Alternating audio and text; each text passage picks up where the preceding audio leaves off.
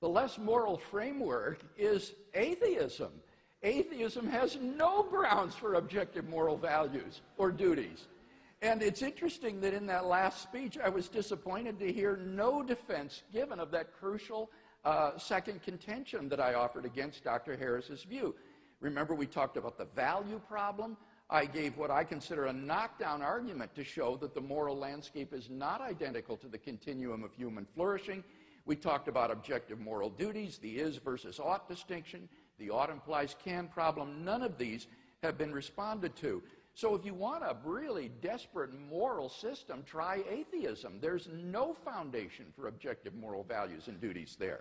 Now, what about theism? Does it do any better? Well, in the last speech, we heard some attacks on my first contention that God provides a sound foundation for morality.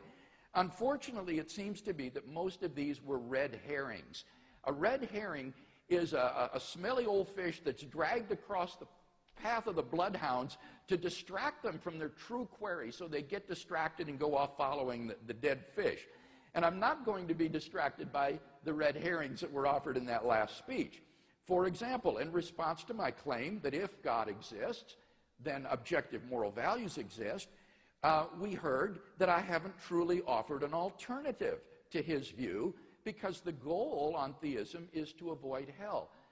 Honestly, it just simply shows how poorly Sam Harris understands Christianity. You don't believe in God to avoid going to hell. Belief in God isn't some kind of fire insurance. You believe in God because God, as the supreme good, is the appropriate object of adoration and love. He is goodness itself to be desired for its own sake. And so the fulfillment of human existence is to be found in relation to God. It is because of who God is and his moral worth that he is worthy of worship. It has nothing to do with avoiding hell or promoting your own well-being. He then responds, but there's no good reason to believe that such a being exists. Look at the problem of evil and the problem of the unevangelized.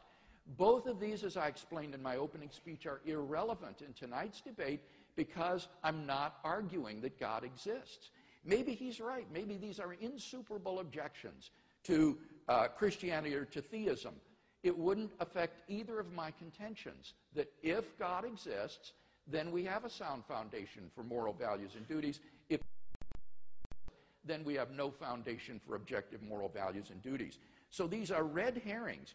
Now, I have written on each of these problems, the problem of evil and the problem of the unevangelized, and you can find much of what I've said at our website, reasonablefaith.org. If you're interested, go ahead and look at that. Or, as Michael Ray suggested, talk to one of your philosophy professors. Michael has written extensively on the problem of evil, and I'm sure he'd love to have a conversation with you about those things. Notice, secondly, I would want to say, evil actually proves that God exists.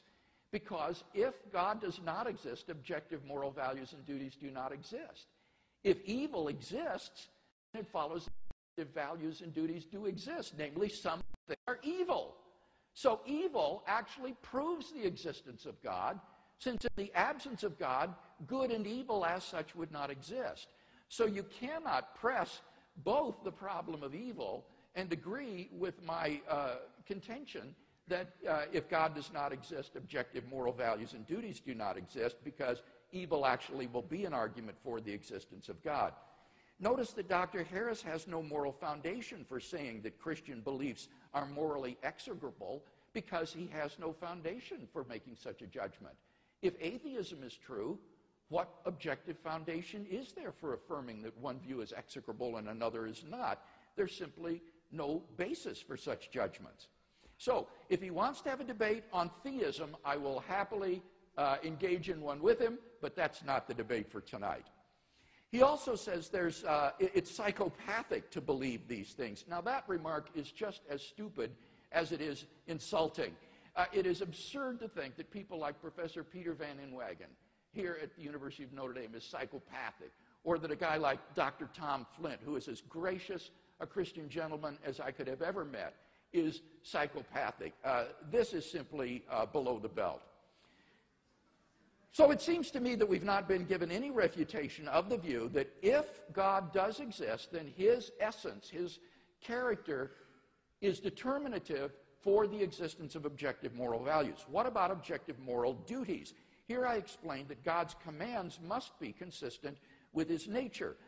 And Dr. Harris continues to press the point, oh, but the Bible supports slavery. Again, I'll refer you to Professor Copan's book, which shows that that is a gross misrepresentation of ancient Israel, which did not, in fact, promote slavery as we understand it in light of the experience in the American South. But again, that's simply not irrelevant because I'm not, that isn't relevant because I'm not defending the Bible tonight. I'm saying that for a theist, whether Jew, Christian, deist, Hindu, moral duties will be grounded in the divine commands which are based in his nature. He says, but then what about people like the Taliban who say that God has commanded them to do certain atrocities? I would say the very same thing to the Taliban that Dr. Harris says, namely, God did not command you to do those things. That's exactly what Dr. Harris would say. The reason he thinks that is because he doesn't believe that God exists, but I would say that because I think that the Taliban has got the wrong God, that in fact God hasn't commanded them to commit these atrocities, and indeed God will only issue such commands as are consistent with his moral nature and for which he has morally sufficient reasons.